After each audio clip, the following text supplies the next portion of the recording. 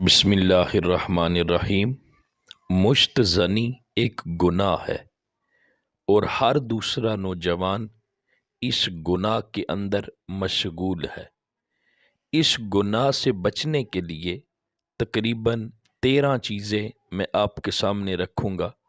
ان میں سے کوئی نہ کوئی ایک چیز ضرور ہوگی جو آپ کے دل کو چھوئے گی اور آپ کو یہ بری عادت چھوڑنے پر مجبور کر دے گی۔ پہلی چیز، اس گناہ سے بچنے کا محرک یہ ہو کہ میں نے اللہ کے حکم کی پاسداری کرنی ہے اور اللہ کی ناراضی سے بچنا۔ دوسری چیز، اس بیماری کو جڑ سے اکھاڑ پھینکنے کے لیے رسول اللہ صلی اللہ علیہ وآلہ وسلم کے حکم پہ عمل کرے اور شادی۔ تیسری چیز، مشت زنی اور خود لذتی کی طرف لے جانے والے خیالات اور وسوسوں سے دور رہے۔ اپنے ذہن اور فکر کو دینی اور دنیاوی مفید سرگرمیوں میں مشغول رکھے، کیونکہ وسوسوں میں پڑھ کر انہی میں گرتے چلے جانے سے وسوسوں کا انسان پر تسلط قائم ہو جاتا ہے اور پھر بیماری عادت بن جاتی ہے اور اس سے خلاصی پانا مشکل ہو جاتا ہے۔ چوتھی چیز، نظروں کی حفاظت کریں، کیونکہ ہیجان انگیز تصاویر یا ویڈیوز دیکھنے سے شہوت بڑھتی ہے اور انسان حرام کام پر آمادہ ہو جاتا ہے۔ اسی لیے اللہ تعالیٰ کا فرمان ہے نا، قُل لِّلْمُؤْمِنِينَ يَغُضُّوا مِنْ أَبْصَارِهِمْ وَيَحْفَظُوا فُرُوجَهُمْ، کہہ دیں مومنوں کو کہ وہ اپنی نظریں جھکا کر رکھیں اور اپنی شرمگاہ کی حفاظت کریں۔ اسی طرح نبی کریم صلی اللہ علیہ وسلم کا بھی فرمان ہے کہ ایک نظر کے بعد دوسری نظر مت دوڑاؤ، دوسری نظر مت دوڑاؤ، یعنی اگر کسی پر پہلی نظر پڑتی ہے تو دوسری نظر نہ پڑے۔ پہلی نظر وہ ہے نا جو اچانک پڑ جائے، تو اچانک پڑنے والی نظر میں کوئی گناہ نہیں ہے، لیکن دوسری نظر حرام ہے۔ اسی طرح ایسی جگہوں سے بھی دور رہیں جہاں پر ہیجان انگیز صورتحال پیدا ہونے کا حد۔ اور پانچویں چیز، مختلف قسم کی عبادات میں مصروف عمل رہیں اور گناہ کے لیے فرصت ہی نہ چھوڑیں۔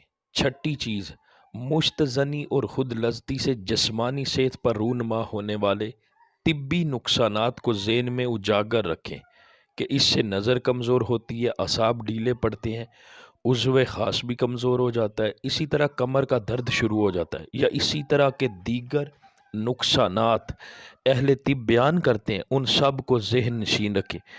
ایسی ہی نفسیاتی نقصانات مثلا ذہنی تناؤ اور ضمیر کی ملامت، ان سب نقصانات میں سے سب سے بڑھ کر یہ کہ نمازیں ضائع ہو جائیں گی، کیونکہ بار بار غسل کرنا پڑے گا یا غسل کرنے کو دل نہیں چاہے گا، خصوصاً جب سردیوں کا موسم ہو۔ اسی طرح روزہ خراب ہو جائے گا۔ چھٹی چیز، اپنے آپ کی دی گئی غلط تسلیوں سے دور کریں، کیونکہ کچھ نوجوان یہ سمجھتے ہیں کہ اپنے آپ کو زنا یا لواطت سے بچانے کے لیے خود لذتی جائز ہے، حالانکہ ایسا بھی ہو سکتا ہے کہ انسان زنا یا لواطت کے قریب جا ہی نہ سکتا۔ چھٹی چیز، ارادی قوت اور عزم مصمم ہر وقت ساتھ ہو کہ یہ اپنے آپ کو شیطان کے سامنے ڈیر مت کرے، تنہائی سے بچے، مثلا رات کو اکیلے مت سوئے۔ ویسے بھی نبی کریم صلی اللہ علیہ وسلم کا فرمان ہے، کوئی بھی شخص اکیلے رات مت گزارے۔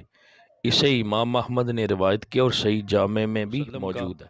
نبی کریم صلی اللہ علیہ وسلم کا تجویز کردہ کارگر علاج اپنا، یعنی روزہ رکھے، کیونکہ روزہ شہوانیت کو ماند کر دیتا ہے اور جنسی خواہش کو معتدل بنا دیتا ہے۔ تاہم غیر مناسب طریقے مت اپنائیں کہ قسم اٹھا لے کہ آئندہ ایسا نہیں کروں گا، یا نظر مان لے، کیونکہ اگر اس نے دوبارہ یہی کام کر لیا تو یہ قسم توڑنے کی بنا پہ ایمان میں کمی کا باعث ہوگا۔ اسی طرح ایسی ادویات مت استعمال کریں جو شہوت کو ٹھنڈا کر دیں، کیونکہ ان سے طبی اور جسمانی نقصانات رونما ہو سکتے ہیں، کیونکہ صحیح حدیث میں بھی یہ منع ہے کہ انسان ایسی چیزیں کھائے جن سے شہوت کلی طور پر ختم ہو جائے، ایسا نہ۔ 10ویں چیز، سوتے وقت سونے کے اذکار کی پابندی کرے، دائیں کروٹ پہ سوئے، منہ کے بال اوندا مت لیٹے، کیونکہ نبی کریم صلی اللہ علیہ وسلم نے اس طرح لیٹنے سے منع کیا۔ 11ویں چیز، گناہوں سے دوری اور پاک دامنی کا دامن کبھی نہ چھوٹے، کیونکہ حرام کاموں سے رکے رہنا ہمارے لیے لازمی ہے، اگرچہ نفس چاہتا ہے کہ گناہ کرے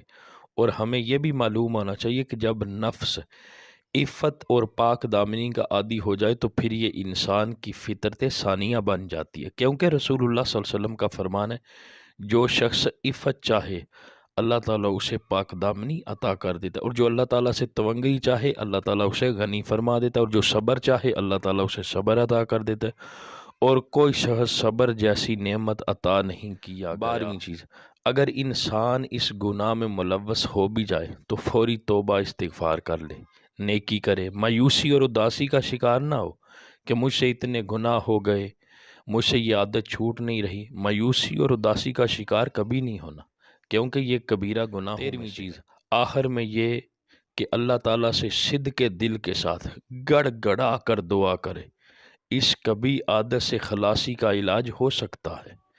سب سے مؤثر علاج ہے اللہ تعالیٰ دعا کرنے والے کی دعا سنتا ہے۔ جب بھی وہ اللہ کو پکارتا ہے تو اللہ تعالیٰ کی بارگاہ میں دعا ہے کہ اللہ تعالیٰ ہمارے سارے نوجوانوں کو اس قبیح اور بری عادت سے بچائے۔